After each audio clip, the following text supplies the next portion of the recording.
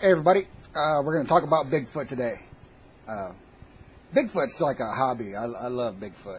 I watch every Bigfoot show that comes on TV. My wife thinks I'm a lunatic, but I do. It's interesting to me. I think it's infinitely more interesting than even the God debate, simply because I can see why people believe in Bigfoot. It's plausible, actually. Not so much for this magic deity off somewhere else. This is a creature that could live in the woods behind your house. There's a lot of things in the woods that, we don't know about. So I find Bigfoot a lot more interesting, and watching, all the shows on TV just fascinates me. And I think between me and Snowwalker 1, we're going to get to the bottom of a lot of things here pretty soon. We're both doing some research on this. My interest is the Patterson-Gimlin film. This is the best evidence that's been brought forward. And so, when I was a little kid and I watched, Legend of Boggy Creek and saw the Patterson-Gimlin film for the first time, I was just, oh my God, I was convinced. That was it. But, as the years go by and, they still haven't found a body, no hunters bagged one of these things yet or anything, it starts looking a little shaky. I mean, we have endangered species on this planet that are in danger of becoming extinct. There's so few of them, and we have to protect them from hunters, because hunters can actually walk out and go bag one of them, but not Bigfoot. No matter how many there are, it just seems that no hunter can go bag one, which is amazing to me, because, you turn Ted Nugent loose in the fucking woods, he's killing something, and he ain't killed a Bigfoot yet? Come on. So, I'm going to look at the Patterson-Gimlin film here, and I'm going to show you guys what I think of it. So I'm just going to narrate while I watch it. Now this is all image stabilized and zoomed in quite a bit, because the actual footage is from quite a distance away.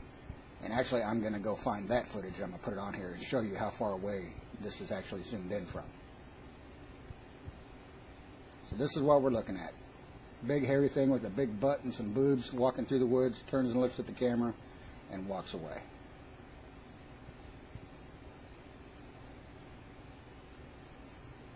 Alright, now here's the original film, and this is what it actually looks like. You see how far in it's been zoomed, and you can see that the actual the video that everybody analyzes has been slowed down quite a bit. This is the actual footage here.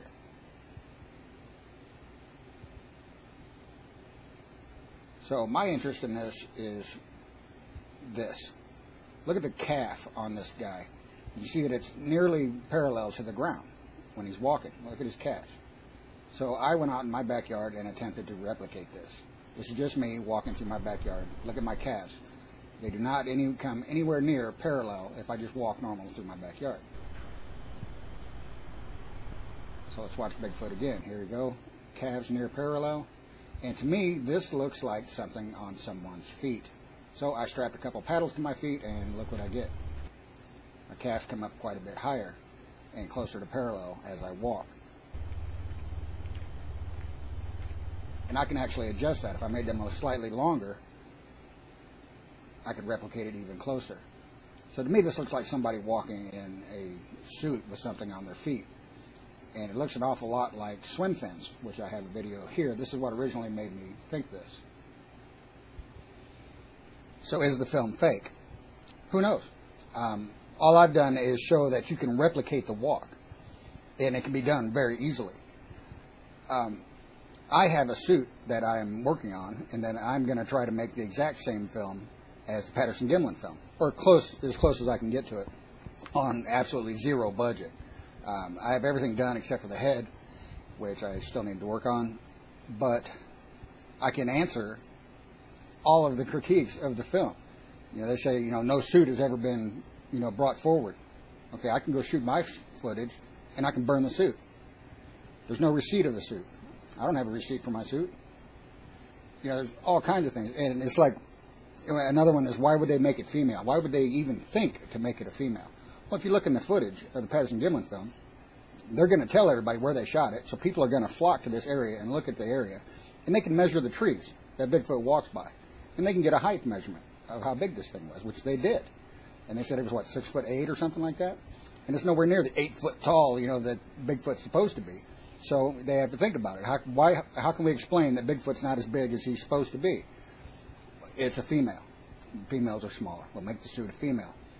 It seems like a pretty cut and dried case. Because we have a guy, Roger Patterson, who is out to make a Bigfoot film.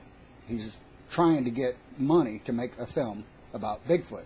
So he rents a camera and goes out to shoot a promo shot, and lo and behold, he finds Bigfoot on the very weekend that he rents the camera and goes to the frickin' woods. And it's just very, very fishy. We also don't get the original film. The reel that the film was shot on, we don't have it. Patterson lost it immediately. All we have is the edited down version. We don't get to see what he shot prior to the Patterson film, or to the film, on that reel, because it don't exist anymore. It's not like digital cameras like we have today. I can go out and make shots, take shots, and if I don't like the way it turned out, I can just delete it. Back then, you couldn't do that. You had to go send the film in and have it developed somewhere. And so you didn't know what you got until you got it back. And so they can go and look through all this film that they shot and find the best part, edit that out, and burn the rest of it and claim they lost it. There's no satisfactory reason as to why he does not have the original film. If you went out and shot a film reel that had Bigfoot on it, this is gold. This is probably the most valuable thing you would own. You don't lose it. It just seems fishy on that. And there's a lot of different things about it that I'm going to go into. But that's just my take on what I see when I look at the Patterson-Gimlin film. And I just showed that you can replicate the walk. So hopefully we'll get some work done on dermal ridges, things like that. And I'll keep laughing my ass off at Matt Moneymaker on TV because he's a moron. Plain and simple. If you ever watch that Finding Bigfoot show on, I don't know if it's on Discovery or Animal Planet or whatever, it's a riot, actually, to watch how they actually investigate this thing. But other than that, I'll keep looking for Bigfoot. Take care, everybody.